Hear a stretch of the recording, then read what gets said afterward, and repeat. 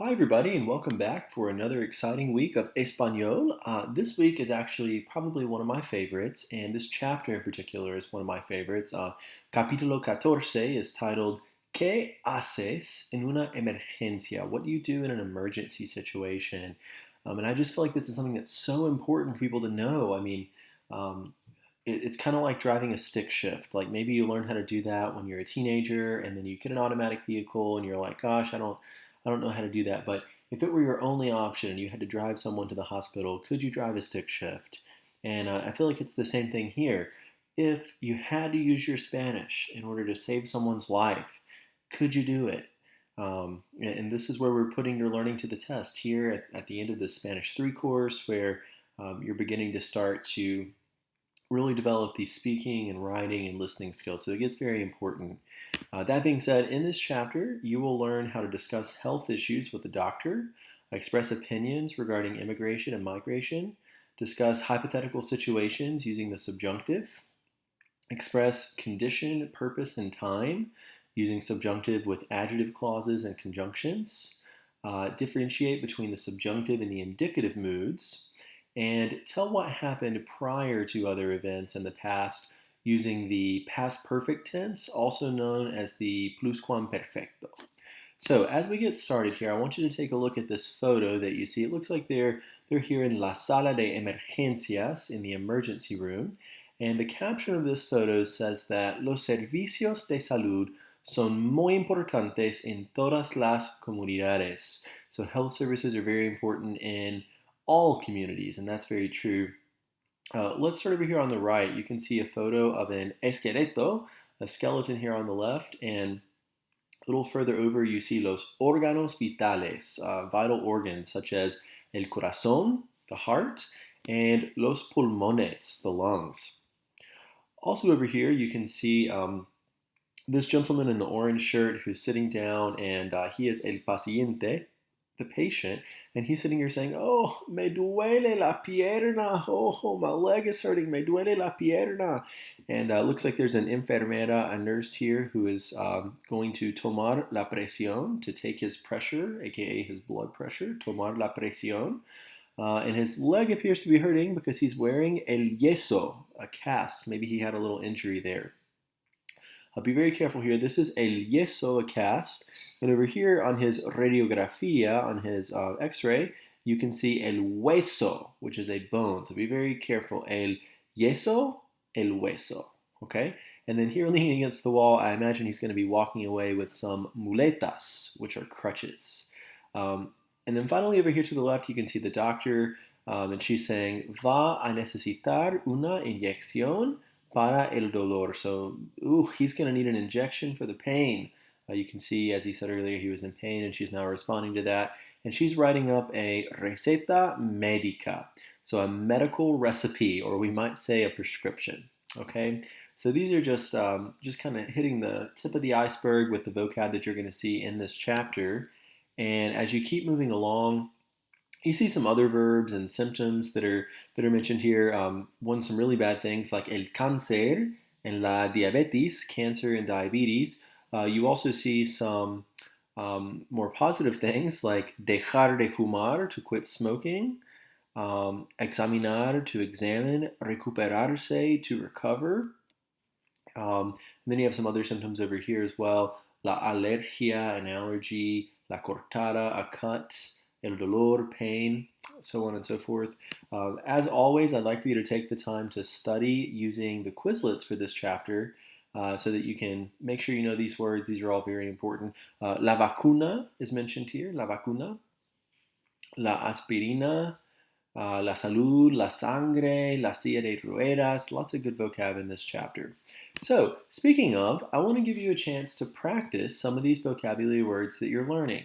It tells you here to escribe la palabra más lógica para completar cada idea. So you're supposed to write the word that is the most logical in order to complete each idea. So for example, let's do number 1 together. It says, el blank ayuda a llevar sangre a todo el cuerpo. So the blank helps to carry blood to all parts of the body. Well, if you've ever taken a health class, you know that the heart is in charge of helping carry blood to other parts of the body, and the heart in Spanish is el corazón. Corazón, careful there. A lot of people want to say corazón, but the Z in Spanish makes an S sound, so it should be corazón. Okay? Uh, I want you to take a moment. I want you to pause your audio and give numbers 2 through 5 a try. When you're ready, you can unpause and we'll take a look at the answers. All right, so now that you've had a second to try these, number 2 says we're referring to un síntoma de los resfriados, a symptom of los resfriados, a symptom of, and your book defines resfriados in this case as a cold, so like an illness, a sickness. A symptom of a cold in this case would be to cough or maybe to sneeze, to be congested. Any of those would work. On my enter key, I first typed toser, or to cough, but as I thought about it, I realized maybe you could also do some of these other things. So maybe you put toser, or to cough, maybe you put estornudar, or to sneeze, or maybe you just put estar congestionado, to be congested. Any of those would work. Number 3, le recomiendo tomar vitaminas si usted blank con frecuencia. So I recommend that you take vitamins if you blank with frequency. So people who get sick often should take vitamins. So we took the verb enfermarse and we conjugated it here in the present tense, se enferma. Number 4, el doctor blank al paciente y le sugiere un tratamiento. So the doctor blanks the patient and suggests a treatment. The doctor examines the patient. So we took the verb examinar and we conjugated it in the present tense. Number 5, el blank de un adulto tiene 206 huesos. So the blank of an adult has 206 bones. That would be the skeleton, el esqueleto. Okay, just to give you a little more vocab practice, in this section you're asked to select the word that does not belong. So, for example, in number 1 you see estornudar, to sneeze, toser, to cough, and examinar, to examine. If you look at these, you can see the one that does not belong obviously would be examinar, to examine, because it's not a illness, not a symptom, sneezing, coughing, not a sickness, whereas examining is different from that. So that's the one that does not belong. I want you to take a moment really quickly, just for the sake of time, try numbers 2 through 5 really quickly, and when you're ready, you can unpause. Okay, so number 2 gave us las gotas, which are eye drops, la gripe, another word for a cold, and la pastilla, a pill. So obviously in this situation, the one does not belong is the cold, la gripe. Number 3 gave us el hueso, the bone, el corazón, the heart, and el esqueleto, a skeleton. So out of all of these, el corazón does not belong because it's not a bone. Number 4, we have la gripe, a cold, la curita, the cure, and la diabetes, diabetes. So obviously the one that does not belong here is la curita, the cure. And then number 5, dejar de fumar, to stop smoking, tomar la presión, to take one's blood pressure, and examinar. Out of all of these, dejar de fumar, to stop smoking, is the one that probably belongs the least there. So that's your beginning of vocab for this chapter. Our grammatical topic that we're going to begin with here is the conditional tense, which is really fun and honestly pretty easy, so that's cool. It reminds me a lot of the future tense that you learned about back in chapter 12. So, as you examine the conditional, we translate this in English as would. So, man, if I were rich, I would buy blah, blah, blah. I would go to the party, but, would is generally how this is translated. To form the conditional tense in Spanish, the reason I say it reminds me of the future, it's one of those only few tenses where you do not have to remove the infinitive ending. We don't have to take off the AR, ER, IR in order to conjugate it. So you see the endings here. These endings in pink work for every verb, whether it's an AR, ER, IR verb. These are the endings. And like I said, it's just like the future. You do not remove the AR, ER, IR. You just throw these endings on there. Let's pronounce these to make sure you know how to say them. We have ia, ias, ia, iamos, iais, and ian. So as you take a look at a basic verb like hablar, to speak or to talk, if you want to say that I would speak, hablaría. You would speak, hablarías. He or she would speak, hablaría. Notice again the yo and the él, ella, usted form are the same, much like the subjunctive. Hablaríamos, we would speak. Hablaríais, you all in Spain would speak. And hablarían, they would speak. For an ER verb, it's a very similar process. Take the verb comer, to eat. Comería, comerías, comería, comeríamos, comeríais, comerían, so on and so forth. So pretty easy as far as the conjugation goes. Another reason this tense is so similar to the future is that all of those verbs that were irregular in the future tense that you see here in orange and pink on your screen, all of those verbs are also irregular in the conditional. So for example, decir, the stem changed to just dir. Querer, the stem changed to just querr. Tener, the stem changed to just tendr. So you already know these. And these irregular stems also apply here in the conditional tense. So for example, if we were looking at tener, to have, if I want to say that I would have, I'm going to take my conditional ending over here of ia and add it to the end. So tendría, I would have. Tendrías, you would have.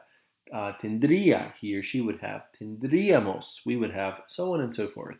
That's how the conjugation process works with the conditional. So here's some examples in sentence form for you. We have, yo no tomaría esa pastilla sin hablar con un médico. I would not take that pill without talking to a doctor. I would not take. That's the conditional. Me dijo que estaría en la sala de emergencias. He told me that he would be in the emergency room. Again, would be. That is the conditional tense. I want to remind you very quickly that the form of the verb haber, this is where I comes from and where hubo and había came from, and the preterite and the imperfect that we've talked about before. Here in the conditional, haber becomes habría. Habría. There would be, generally is how this is translated, and you see a sentence down here. Pensé que habría más enfermeras. I thought there would be more nurses.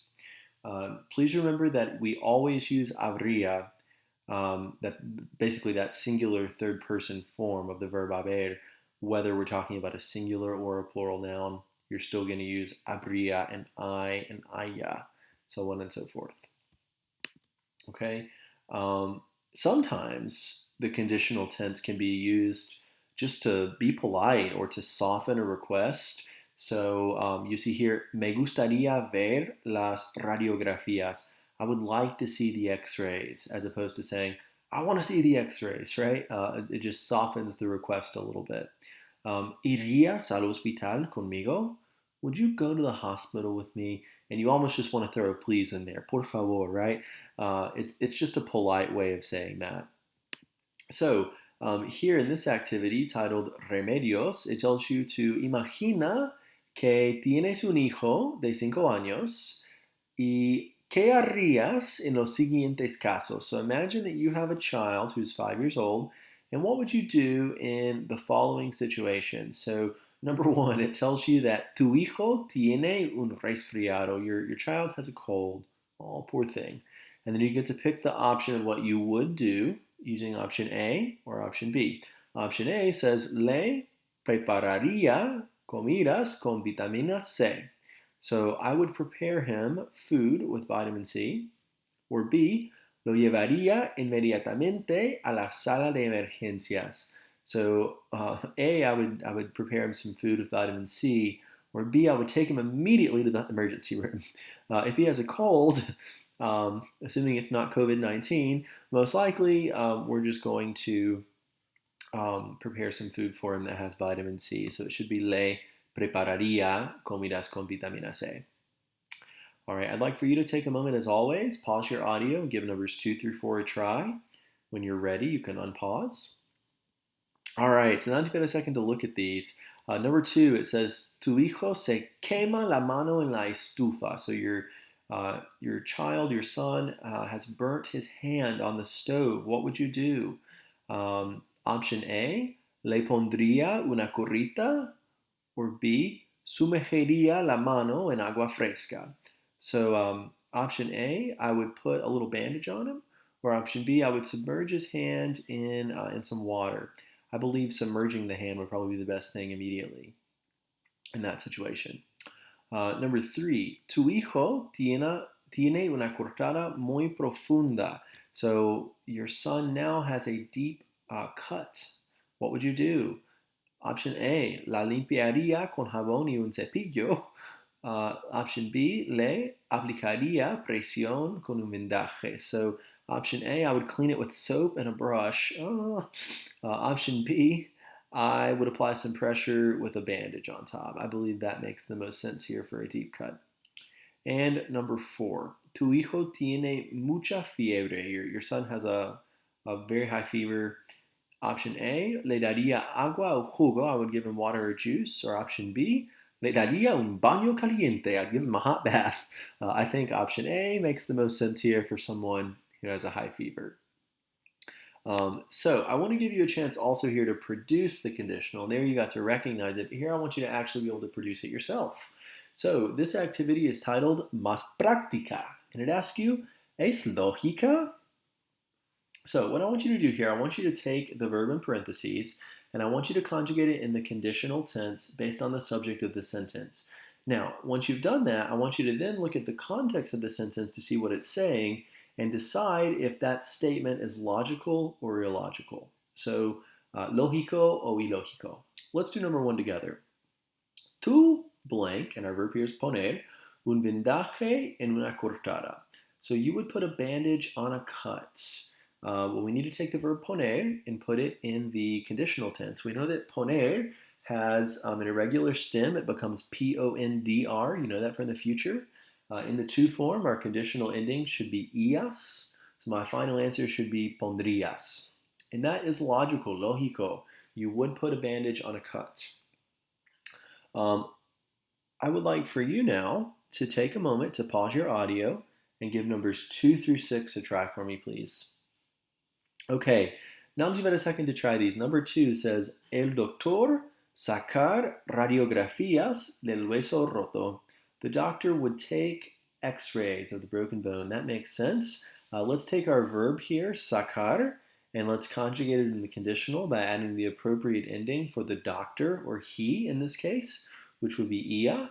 My final answer here should be sacaría, and that seems pretty logical that the doctor would take x-rays of a broken bone. So I put lógico here. Number 3, una persona con diabetes estornudar mucho. A person with diabetes would sneeze a lot. Well, we know that's ilógico, but let's go ahead and take that verb estornudar and conjugate it in the conditional. A person would be he or she in this case, so we're going to use our ia ending for the conditional, and I should end up with estornudaría. Number 4, nosotros tomar una aspirina para curar un dolor de estómago. So we would take an aspirin in order to cure a stomach ache. I don't know about that. I said ilógico here. And you can take the verb tomar, and in this case we want to add the conditional ending of íamos there on the end. So nosotros tomaríamos una aspirina para curar un dolor de estómago. Number 5, las enfermeras poder desmayarse al dar una inyección. So nurses are able to faint at the sight of giving an injection. I definitely hope that's ilógico. And we want to take our verb poder here. We want to use our irregular stem, P-O-D-R. And then las enfermeras would be the nurses or they. So we're going to add our conditional ending of ian on the end. So podrían should be our final answer. Okay, and number 6, yo venir a la clase con una fiebre de 39 grados, which is a very high temperature in terms of Fahrenheit. So I would come to class with a fever of 39 degrees Celsius. That's ilógico. I'm going to put my verb venir here in the conditional tense. It does have an irregular stem of V-E-N-D-R. And then, of course, my ending for the yo form is ia. So I end up with vendría here. Okay, hopefully you're feeling better about the conditional tense. The next big grammar topic in this chapter is the imperfect subjunctive. And I have to say, out of all the tenses in Spanish, I think this one is the hardest. I know for me personally as a student, this is the one that just like broke my brain. I was like, oh my gosh, okay, so it's really not that bad. Uh, I'm backing up here now. It's really not that bad. It's just a matter of learning the conjugation process. So first, let's talk about it here. Um, in previous chapters in this class, you've been learning about the subjunctive, right? And you've been using it. That was the present subjunctive. So just like earlier in Spanish 1, you learned about the present tense. And then in Spanish 2, you learned about the two past tenses, the preterite and the imperfect. Well, there was a present indicative tense, hablo, hablas, habla, hablamos, hablas, hablan. And then there was a present subjunctive tense, right? Where you swap the endings. Same thing here. There was a past indicative tense, like the preterite and the imperfect, and now this is the past subjunctive, okay? In this case, it is the imperfect subjunctive. So, before I confuse you more, let me just explain a little bit here. The process is going to work the same as before. You had a verb in the main clause that was in the present tense, and then in the dependent clause, you used the present subjunctive. And we talked about before all those things that you needed. Remember, you had to have a change of subject. So we went from I hope to she, or from you to he. We had a change of subject. We had a K, and we had a weirdo verb, right? That was necessary for the present subjunctive. All those things are still necessary here with the imperfect subjunctive, but the difference is that your main clause, instead of being in the present indicative, it's going to be in the past tense, most likely either in the preterite or the imperfect. And then your dependent clause, what comes after the K, after the second subject, is going to be in the imperfect subjunctive. So let's look back. Here in this example, you see the present, espero, I hope, that Clara gets better soon. Espero que Clara se recupere pronto. I hope that she gets better soon. My main clause was in the present tense, so my dependent clause is going to be in the present subjunctive. And that's because all those other things are still there. There's still a change of subject, went from I to Clara, there's still a K, and in this case there's a weirdo verb, esperar, I hope that. Okay, the imperfect subjunctive is the same thing. Here, our main clause is going to be in the past tense, and then after the K, we're going to use the imperfect subjunctive if all those other things are present. If we still have a change of subject, if we have a K, and if we have a weirdo verb. So as you look here in this example, you see el médico le recomendó que tomara unas pastillas. So the doctor recommended that I take some pills. So we had a change of subject, we went from the doctor to I. He recommended, which is a weirdo verb, requests or recommendations, and we have a K. So my main clause was in the past tense, in the preterite in this case. So my dependent clause is going to be in the imperfect subjunctive, tomara. Okay, and I'll get to how to conjugate it in just a second, but I just want you to understand the basic implications now of when you're going to be using it. Now, as far as how to conjugate, this is where it all comes together, okay? So I want you to think back to Spanish 2 when you learned about the preterite tense, okay? To form the imperfect tense, to form the imperfect subjunctive tense, first you have to form the third person preterite. So that means the bottom right box, the ellos, ellas, ustedes form of the preterite. So you got to form that first.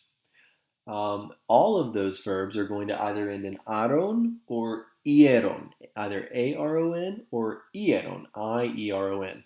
With either one of those, you're going to take off the on in the preterite ending, and then you add the appropriate imperfect subjunctive endings, a, as, a, so on and so forth. Let's take a look. So here are my preterite endings. If you remember, as I said, an AR verb becomes aron, and an ER-IR verb becomes ieron. So as we go to conjugate hablar in the preterite, we get hablé, hablaste, habló, so on and so forth. We only care about this bottom right box, the third person plural, the ellos, ellas, ustedes form. That's the only one we care about. And that verb is hablaron, they spoke. So now we're going to take hablaron, and we're going to chop off this O-N here. Okay, Once we do that, we're left in this case with just hablar, but that's not always the case. That's why we always have you form this third person plural first. In this case, you're left with just hablar, and we're going to add our imperfect endings here of as, amos, ais, and an. And when we throw those on there, we get hablara, hablarás, hablara, habláramos, hablaráis, and hablarán. So you have all of these here for you in the imperfect subjunctive. Now, you want to be very careful with verbs that end in sir in this case. And you've learned some of these in the past. Conducir, to drive. Decir, to say. Traducir, to translate. You've learned all of these in the past before. They have a little bit of a change in that this sir part is going to have just a slightly different form in the imperfect subjunctive because the base ending of these verbs in the preterite is era rather than iera.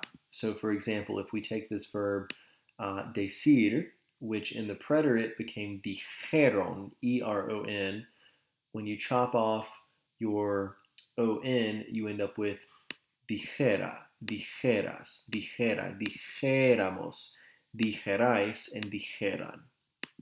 So it's just slightly different than what you would normally expect there with your typical IR verb that ends in iero.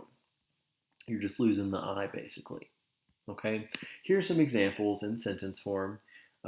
First, before I give you some examples, the imperfect subjunctive form of haber, again, haber is always weird in every tense you see it in. It's always weird. It's always going to be conjugated in the third person singular form, bottom left box. In the present, we had I. In the present subjunctive, we had haya. In the future, we had habrá. In the conditional, we had habría. And here in the imperfect subjunctive, we have hubiera. It's always using that bottom left box. So in this sentence, you see, no me gustó que hubiera tantas personas en la sala de espera. I did not like that there were so many people in the waiting room. Okay, so again, regardless of whether a plural noun or a singular noun follows, it's always going to be hubiera. Okay. Now, I mentioned this before. All those rules that we talked about with the present subjunctive, having to have a K, having to have a change of subject, having to have a weirdo verb, all of those things are still totally relevant here. We use the imperfect subjunctive with impersonal expressions. It's good that, it's bad that, so on and so forth. We use the imperfect subjunctive with expressing doubts, with desire, with unknown and adjective clauses, and with the emotion. The only difference in this version of the subjunctive and the previous one is that you have to look at the tense of the verb in the first part of your sentence in the main clause. If the main clause is written in the present tense, then after the K, as long as you still have that change of subject and all those other important things, then after the K, your verb's going to be in the present subjunctive. But if your main clause is in the preterite or the imperfect in the past tense, then after the K and after the change of subject and the weirdo verb, your verb in the dependent clause is going to be in the imperfect subjunctive. So it's exactly what we did before. It's just now instead of saying it in the present tense, you're saying it in the past. So I hope that it rains. Present tense, indicative, and then present tense subjunctive. I hoped that it would rain. Okay, so in the past. Here's another example. Era importante que habláramos con el médico. It was important that we talk with the doctor. El médico dudaba que fuera necesario operar. The doctor doubted that it would be necessary to operate. El paciente esperaba que no le pusieran una inyección. The patient hoped they would not give him a shot. Okay, so on and so forth. In all of these examples, in the main clause, you have a verb that is in either the preterite or the imperfect in the past tense. And then in the dependent clause, you have a verb that is written in the imperfect subjunctive. This is my favorite use of the imperfect subjunctive.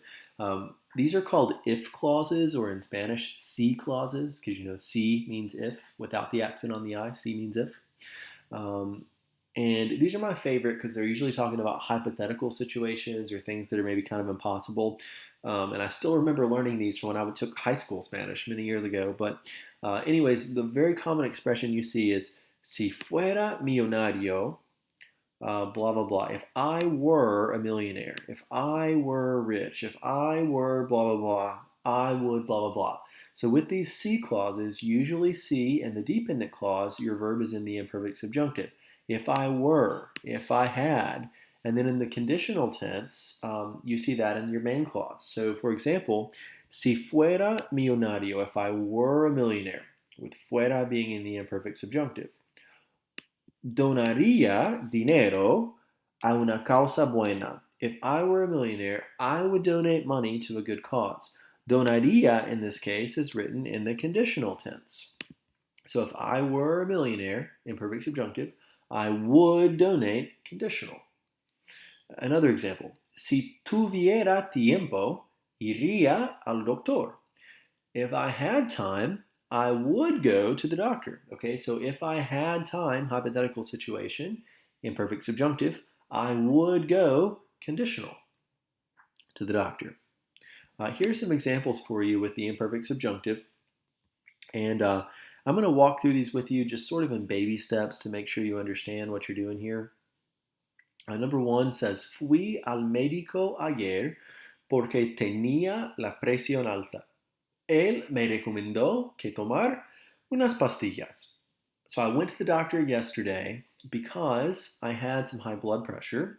He recommended to me that I take some pills.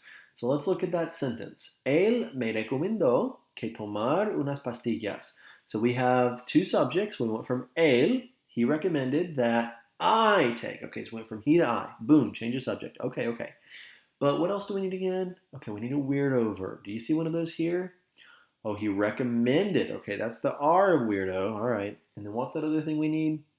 Oh, yeah, K. Okay, so we have all those three things. Change the subject, K, and weirdo verb. Our weirdo verb in this case is in the past tense and the preterite. So as we go to form the imperfect subjunctive of tomar, we need to start by forming the third person preterite. So tomar, take off your AR, and in the preterite we add ARON, tomaron. Now we chop off the ON, and we need to add the appropriate ending. He's recommending that I take, so it should be tomara. Tomara. Okay? Number two, mis hermanos quieren perder peso. My siblings want to lose weight. So do I. Yo les sugerí que comer menos dulces. So my siblings or my brothers want to lose weight. I suggested to them that they eat less candy or less sweets. I should probably do that too. All right, so let's check ourselves here. Do I have a change of subject? I recommended that they eat less sweets. Yep, we went from I to they. Change of subject. Okay. We obviously have a K, and we have a weirdo verb. Yes, sugerir, to suggest, is a weirdo verb. So I suggested that they eat less sweets. In this case, we're going to take our verb comer. We're going to chop off our ER in comer and form the preterite, comieron. We're next going to chop off the ON. We get comier. And then we need to add the appropriate ending for the they form, which is an. So we should get comieran. Comieran. All right, I want you to take a moment. I want you to try numbers 3 through 6. Pause your audio, work these out, give them a try, and then we're going to talk through them. Okay, now that you've had a second to try these, let's take a look. Obviously, all of these in this activity are in the imperfect subjunctive because it tells you that in the direction, so I'm not going to go through each one and repeat 10 times that, okay, we have a change of subject, we have a K, we have a weirdo verb, but you know that all those things are necessary for the imperfect subjunctive, okay? So here, as we're conjugating these, number 3 says, mi esposo y yo queremos dejar de fumar. So my husband and I want to quit smoking. Un amigo nos recomendó que no salir a lugares donde muchas personas fuman. So the sentence says, my husband and I want to stop smoking, and a friend recommended to us that we do not go to places where a lot of people smoke. Okay, so we took salir in the preterite. Salir became salieron. We took off the on, and we ended up with salier. Next, because our subject is we, nosotros, we added our ending here of amos, and we got saliéramos. Saliéramos. Number 4, mis hijos tienen fiebre. My children have a fever. Yo les dije que, and our verb here is acostarse. So my children have a fever. I told them that they should go to bed. That sounds like horrible advice. Okay, anyway, so acostarse was my verb. As I conjugated in the preterite, I got se acostaron. I'm going to chop off my O in there. I get se acostar, and I'm adding my A in for the imperfect subjunctive ending. So I should get se acostaran. Number 5, mi amiga está embarazada. My friend is pregnant. Su esposo le sugirió que dejar de trabajar. So my friend is pregnant and her husband suggested that she stop working. So the verb that we see here is dejar, to stop. We formed the preterite of dejar. We got dejaron. We chopped off our O in. We're left with just dejar. And for the she form, we're adding just an A. So we get dejara. All right, and then in number 6, mi esposo tiene insomnio. My husband is an insomniac. He has insomnia. Yo le recomendé que leer antes de acostarse. I recommended him that he read before going to bed. So our verb is leer, to read. We're going to form the third person preterite form, which is leyeron. Don't forget the Y there. We next chop off our own, the O-N, and we're left with what leer. And in this case, I recommended that he read. So we need to add the he form ending of the imperfect subjunctive, which is just an A, leyera. All right, so hopefully you are feeling good about the imperfect subjunctive. The next part of our chapter explores different countries and nationalities. I know these are kind of hard to see. Let me make this a smidge bigger for you. Okay, it tells you in the caption that el español es un idioma que une a 21 países. So Spanish is a language that unites, that unifies 21 different countries. And you can see various flags here of those different countries. And so you see the flag, above it you see the country, Argentina, Bolivia, Chile, Colombia, Costa Rica, Cuba, Ecuador. And then in parentheses, you see the nationality. So for example, people from the United States, we're from Los Estados Unidos. That's the name of the country, the United States. And we say we're American here, right? But a lot of these people can live in different parts of Latin America or North or South America. So they're also considered to be American in some ways. So that's why in Spanish, we don't say we're American. We say somos estadounidenses. We're from the United States. That's our nationality, estadounidense.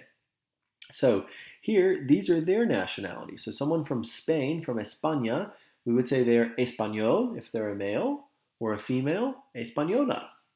Someone from Chile, is chileno for a male, or chilena for a female. And I know you've spent time reviewing these on your flashcards and Mind Tap, and you know these, but I just wanted to go over them with you very briefly because... Oh, and here are some other vocab words that you see in this chapter. Bilingüe, bilingual, extranjero, foreign, hispanohablante, Spanish-speaking, ciudadano, a citizen, la embajada, the embassy, pasaporte, lots of good things here. So please, please, please take time to study these. These are also very important in real life if you're ever going to travel anywhere. So yeah, you need to know these.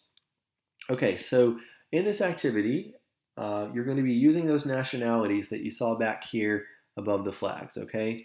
So it tells us in the model that Nayeli y Mario nacieron en La Habana. If you don't know, La Habana is in Cuba. So we want to say that they are son cubanos. They're Cuban. In this case, we took the nationality cubano in this case, and we're talking about multiple people here. We're talking about Naeli, a female, and Mario, a male. So we added an S. It became cubanos. If we were just talking about Mario, we would say that he's cubano. If we were just talking about Naeli, we would say that she's cubana. Okay? Let's do number 1 together. It says, Sonia y su hijo son de Bogotá. Bogotá is obviously in Colombia, if you know that. So we want to say that Sonia and her son are Colombian. So we're going to take our adjective from over here, which is colombiano, and we need to make it plural to make it agree with Sonia and her son. So we should get colombianos. Colombianos. Okay? Now, I want you to take a moment, pause your audio, and I want you to give, we don't have to do all of these. Let's just do numbers 2 through 5 very quickly here. Okay, take a moment, pause your audio. You can unpause when you're ready. Okay, now that you've had a second to look at these, number 2, it tells us that Leticia y su madre, Leticia and her mom, both females, nacieron en Tegucigalpa. So if you don't know, Tegucigalpa is in Honduras. So in this case, we want to say that they are hondureñas. We took that adjective, hondureño, we made it plural by adding an S, and then we made it feminine with an AS because we're talking about 2 females. Number 3 tells us that Miguel ha vivido siempre en Panamá, donde nació. So Miguel has always lived in Panama, where he was born. He is from Panama. He is panameño. Panameño. In this case, we don't have to change panameño because we're talking about one male. Number 4, mi familia y yo somos de Santo Domingo, which is in the Dominican Republic. So we would say that my family and I, referring to multiple people, obviously there are some males in the family, most likely, so we made it masculine plural, and we said that somos dominicanos. Number 5, I think you're getting the hang of this here, but just to make sure, it says, tú naciste en Paraguay, you were born in Paraguay. So you are paraguayo. If you're a male, you would have said eres paraguayo if you're talking to a male. If you're talking to a female, eres paraguaya. These nationalities are fun. Okay, so next, this is a pretty difficult chapter grammatical-wise. Our third grammatical exploration deals with the subjunctive and adverbial clauses and with conjunctions. So let's talk about what that means just a little bit here. First of all, you kind of need to know what an adverb is in English. So an adverb tells you when or how something is done. So before, after, as soon as, until, when, those are all adverbs. And where this is tricky, all of these adverbs that you see below require the subjunctive when they're talking about actions that have not happened yet. Okay? Now, this does not include antes de que, the first one. You'll see I've drawn a little arrow. Antes de que is always going to use the subjunctive, whether it's talking about something that hasn't happened yet or something that has already occurred. Either way, antes de que is always going to use the subjunctive. But all the others that you see here, cuando, when, después de que, after, en cuanto, as soon as, hasta que, until, en tan pronto como, as soon as, all these others in the list, except for antes de que, when they're referring to some kind of action that has already taken place or some kind of habitual action, then they're going to use the indicative. But when they're talking about something that hasn't happened yet, then we're going to use the subjunctive. So let me give you some sentences to give you an example here. So I said, and I've used similar sentences here to kind of help you.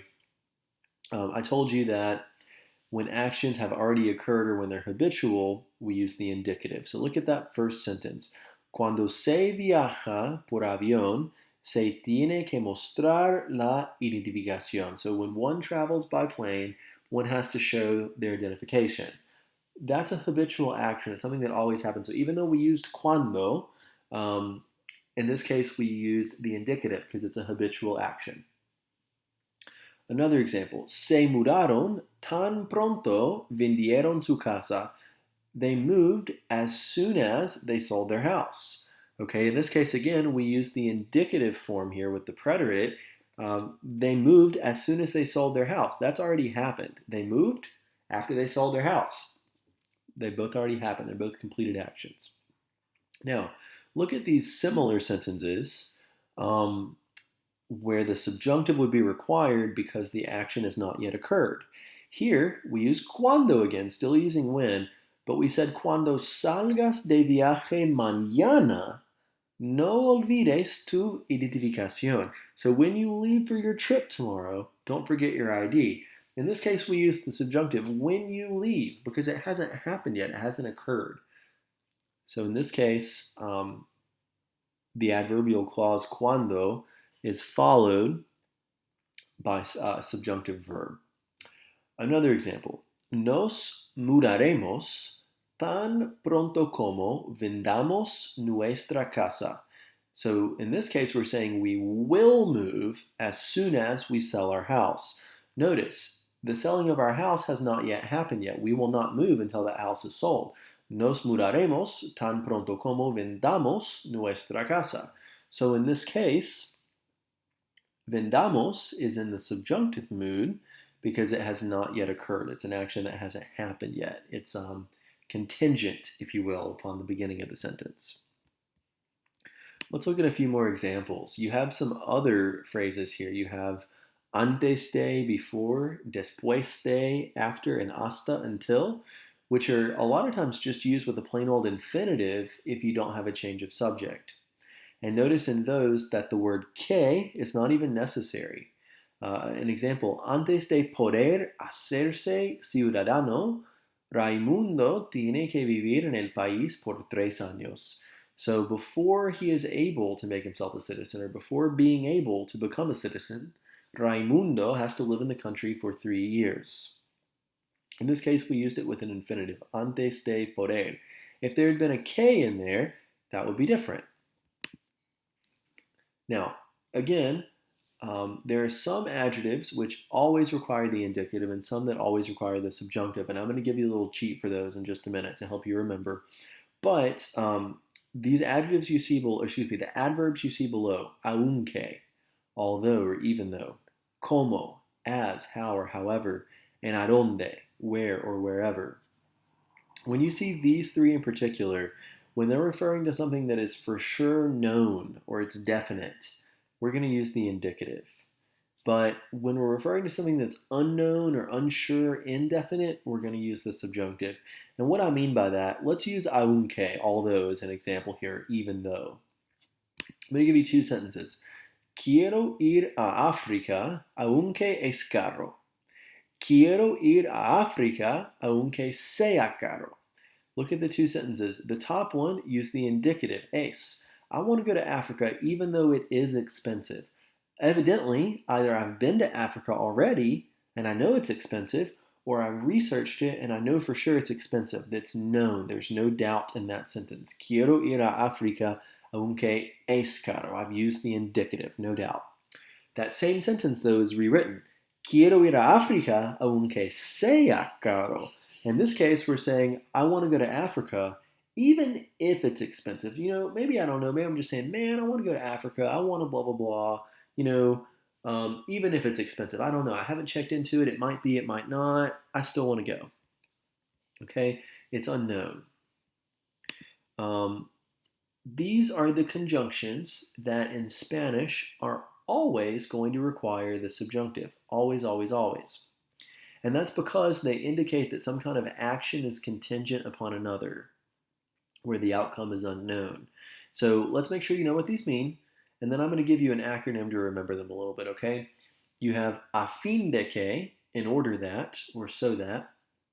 A menos que, unless, or unless that, we might say. Con tal de que, as long as, or in order that. En caso de que, in case that. Mientras que, as long as, or provided that. My personal favorite one, para que, in order that, or so that. Siempre y cuando, as long as, or provided that. And sin que, without. Okay, these are the conjunctions that always require the subjunctive. Now, I could just tell you, you got to memorize these and you got to know that they use the subjunctive. But I have this little trick that my Spanish professor actually taught me this when I took Spanish 4 a long time ago, and I still remember it. I escapa. So I, E-S-C-A-P-A, I escapa. You're just reorganizing these words that are here into a more easy to remember form. So I escapa. They're all still there. A fin de que, en caso de que, sin que, con tal de que, antes de que, para que, and a menos que. Those are your conjunctions that are going to trigger the subjunctive mood. Okay, and here's another example for you. You see, I'm going to print the photos so that everyone can look at them. You have to have 2 subjects, remember? So I am going to print the photos so that everyone, there's my change in subject, we went from I to everyone. Got to find my conjunction, which in this case was para qué. You know that's part of I escapa. It always triggers the subjunctive. So I'm going to print my photos so that everyone can see them. So that second verb coming after the que, after my second subject, mirar in this case, is going to be in the present subjunctive. And notice I'm using the present subjunctive because the beginning of my sentence used the present tense. If the beginning of my sentence had said, I was going to print the photos so that everyone could look at them, in that case, my second verb would be in the imperfect subjunctive, right? So just a little cheat there. I want you to understand the difference in these. So this activity is titled Quien sabe, who knows? So remember, when we're using the indicative in a sentence, we're taking that doubt out of the way. They know for sure, there's no doubt. But whenever we use the subjunctive, there's still a little bit of doubt, a little bit of uncertainty. So, number one, ask, ¿Quién sabe cuánto cuesta estudiar en otro país? Belinda or Walter? So, who knows how much it costs to study in another country? Belinda or Walter? And let's read their sentences. It says that Belinda prefiere estudiar en otro país aunque cuesta mucho dinero. Now let's read Walter's sentence. Walter prefiere estudiar en otro país aunque cueste mucho dinero. So as I look at these two and as I analyze, how do I know which one knows for sure that it's expensive? Okay, so first we got to find my conjunction, which in this case is aunque. The verb that comes after it in the first one is cuesta, the indicative. That means she knows for sure it's expensive. Maybe she's already been there or she's researched, but she knows it's expensive. In Walter's sentence, he says even though it might cost a lot, he doesn't really know. He hasn't researched it, right? So make sure you know the difference here, the indicative and the subjunctive. I want you to pause your audio and I want you to give numbers 2 and 3 a quick try for me. Okay, now that you've had a second to try, number 2 says, ¿Quién sabe dónde va a estudiar, Ernesto o Pedro? So who knows where he's going to study, Ernesto or Pedro? Ernesto's sentence says that Ernesto quiere estudiar donde es posible vivir con una familia, and Pedro quiere estudiar donde sea posible vivir con una familia. In this case, it's Ernesto who in this case knows for sure where he is going to study because he used es, the indicative. All right, and the same thing's true in our last one in number 3. ¿Quién sabe que su novio no quiere que estudie en otro país, Bárbara o Rita? So who knows that their boyfriend does not want them to study in another country, Barbara or Rita? Well, Barbara says in her sentence that Barbara va a estudiar en otro país aunque su novio no quiere que vaya. And Rita says in her sentence, Rita va a estudiar en otro país aunque su novio no quiera que vaya. So Barbara is going to study in another country even though her boyfriend doesn't want her to go. Rita is going to study in another country even though her boyfriend might not want her to go. It's Barbara in this case who has used the indicative, who knows for sure her boyfriend does not want her to go. All right, I want to give you a little bit more practice here with determining the subjunctive versus the indicative in these sentences. So let's do an example together. This activity is called antes y después, and it just changes the verbs around just a little bit on you. So in number 1 here, you see, en cuanto encontrar mi primer trabajo, salí para celebrar con mis amigos. So as soon as I found my first job, I went out to celebrate with my friends. Notice in this sentence, because what comes after en cuanto is something that has already happened, it's a past event, we're going to use the indicative, and in this case we're using the preterite, talking about the past. You know this because he said salí, I went out with, implying the past. So, en cuanto encontré. I'm going to take this verb encontrar, conjugate it in the preterite. Look at the same sentence, but I've changed it a little bit. It says, en cuanto blank, and again my verb is encontrar, un buen trabajo, voy a mudarme. So, as soon as I find a good job, I'm going to move.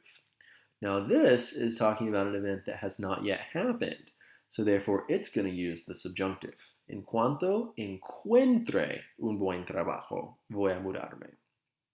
Okay, so basically each of these have two sentences that are almost exactly the same, with just a little bit of the verb changing to let you decide if you're going to use the indicative or the subjunctive. So I want you to take a minute. I want you to read numbers 3 through 8, work these out, and when you're ready, unpause your audio. Okay, now that you've got a second to try, in number 3, we see cuando tener 10 años, me gustaba jugar al fútbol. So when I was 10 years old, I used to like to play football. Well, or soccer, excuse me.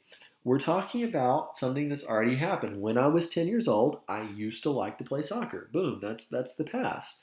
So we're taking tener, and we're going to conjugate it in the indicative tense, indicative mood, excuse me, because we're talking about something that's already happened. And you know, we're talking about childhood. We use the imperfect. So we're going to say cuando tenía 10 años. Okay, but look at number 4.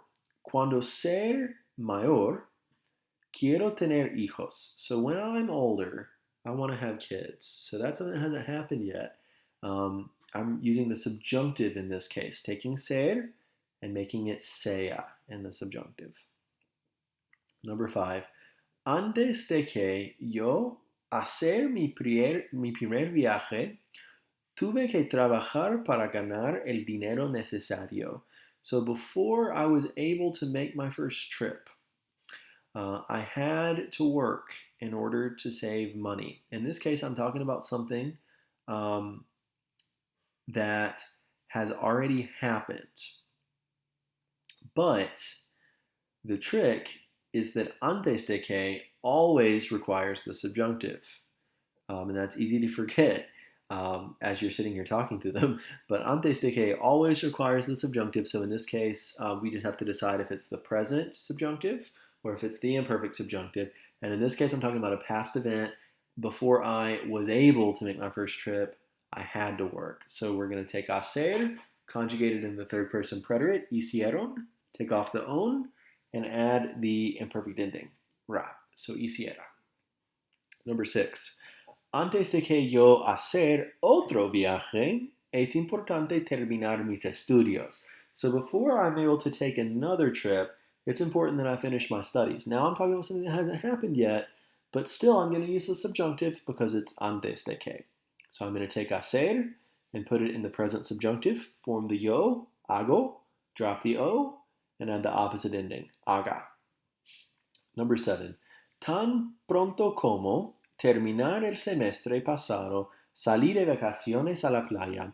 So as soon as the last semester ended, I went straight to the beach. Unfortunately, that's not true because of COVID, but still. Okay, as soon as the semester ended, we're talking about an event that already happened. So therefore, we're going to use the indicative, and we're talking about the past, so it's going to be the preterite. Tan pronto como terminó el semestre.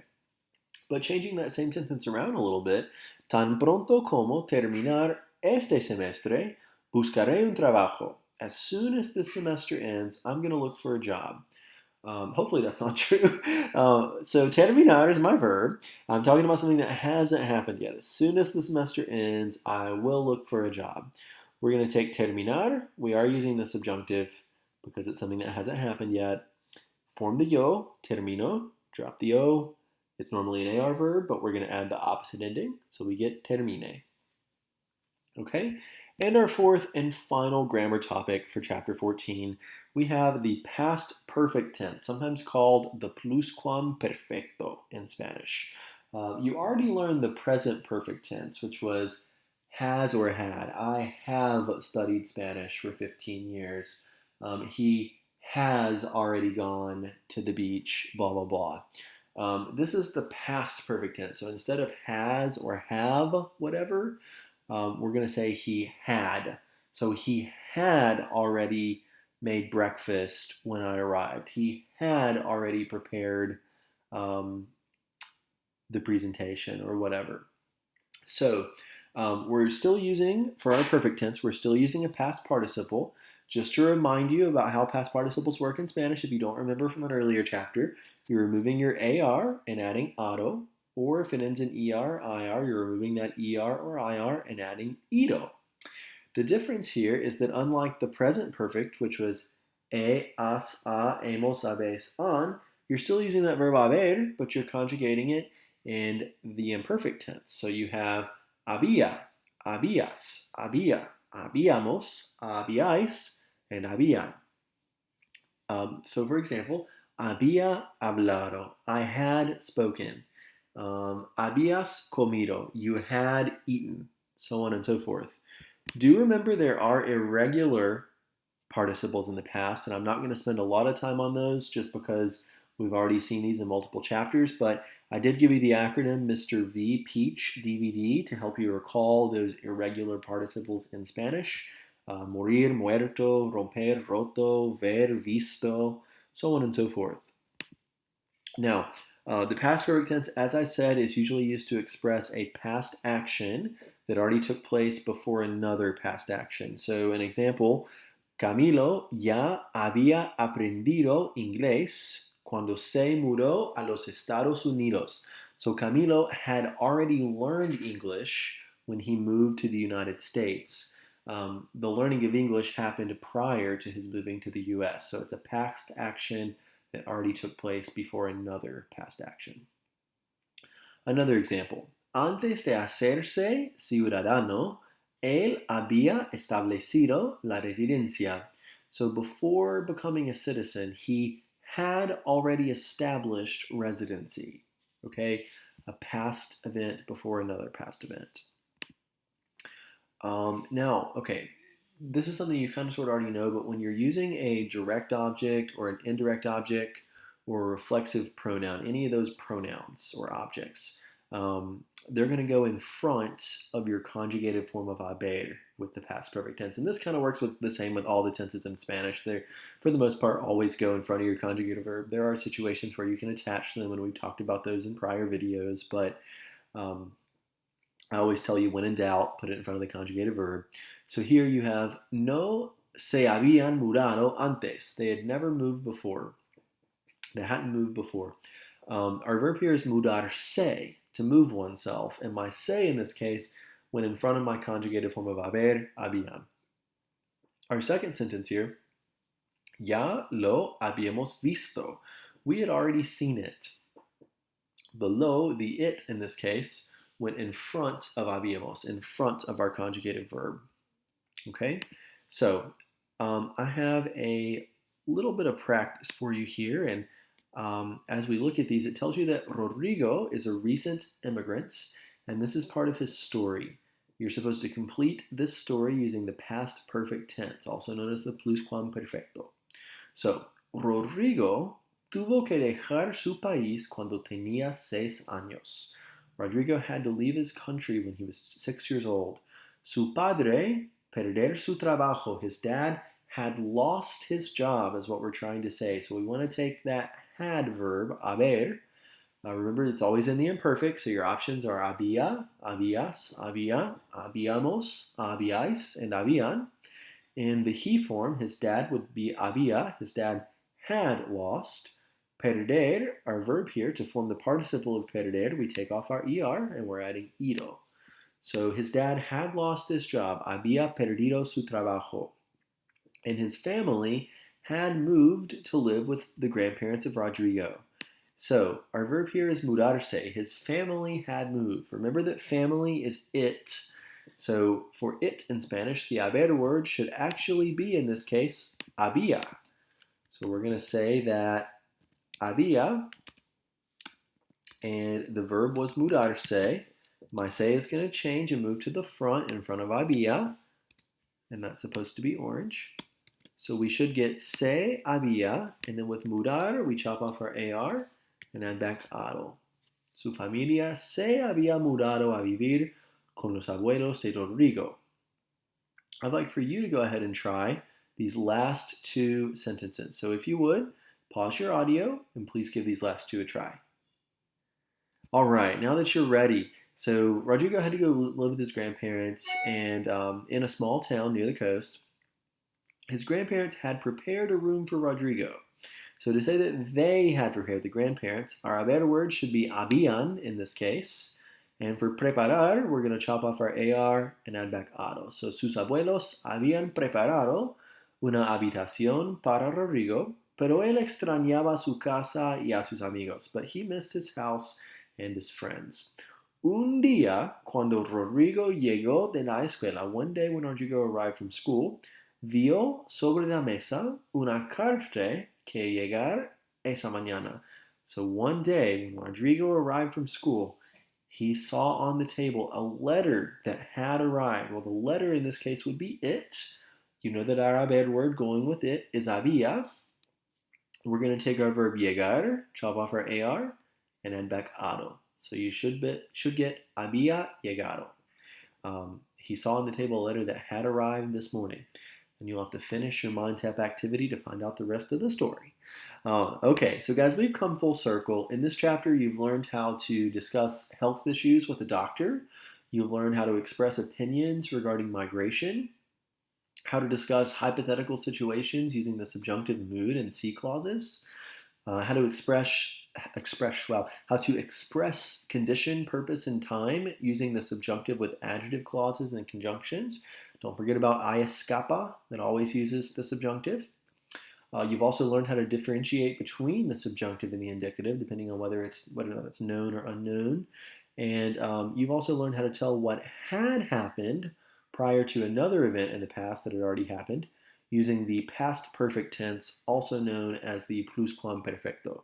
Guys, thank you all for a wonderful semester. Thanks for allowing me to be your professor. It has been a true joy.